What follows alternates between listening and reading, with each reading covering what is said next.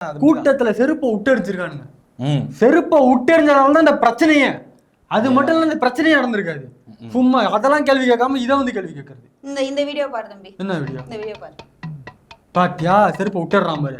அதுக்கு முன்னாடி அவ என்ன பண்றாரு? என்ன பண்றான்? 10 பேர். ஐயோ 10 பேர் கவனத்தை ஈர்க்கணும்.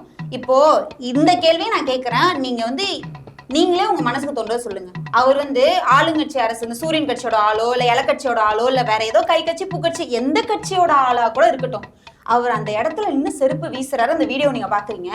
அவர் நிஜமாவே ஒரு துரோகி, அதாவது ஒரு அஜய் கட்சிக்கு துரோகியா இருந்ததுன்னா பக்கத்துல இருந்தவங்க எல்லாம் இந்நேரம் அவர் அடிச்சிருப்பாங்கல்ல, இல்ல கையங்களமோ புடிச்சிருப்பாங்கல்ல, ஏன்டா நீ செருப்பு வீசுறன்னு. அவரு கவனத்தை ஈர்க்கிறதுக்கு, ஐயோ 10 உயிர் போயிடுச்சு, இங்க மயக்கம் போடுறாங்க பாருங்க, கையில எதுவுமே இல்ல, யாராவது பர்ஸ் போன தூக்கி எறிவாங்களா சொல்லுங்க, செருப்பு தான் விலை கம்மியா இருக்க செருப்பு தான், அதை தூக்கி எறிஞ்சு கவனத்தை ஈர்க்கிறாரு.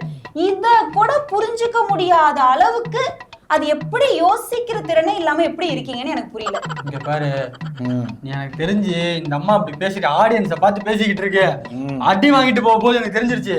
இந்த மாதிரிலாம் எங்கள்கிட்ட பேசிட்டேன், நாங்க வந்து சாஃப்ட் கேரக்டர்னால உனக்கு சும்மா விட்டோம், வெளில போய் இந்த மாதிரி பேசிட்டு இருக்காத.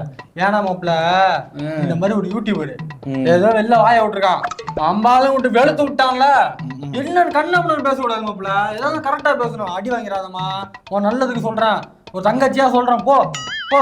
இந்திய நாட்டுல எல்லாருக்குமே பேச்சுரிமை கருத்துரிமை எல்லாமே இருக்கு, ஓகேவா? அதுவும் வீடியோ போடுற வந்து யூடியூபரா இருக்கட்டும் பத்திரிகையாளரா இருக்கட்டும் கேள்வி கேட்க தான் செய்வாங்க.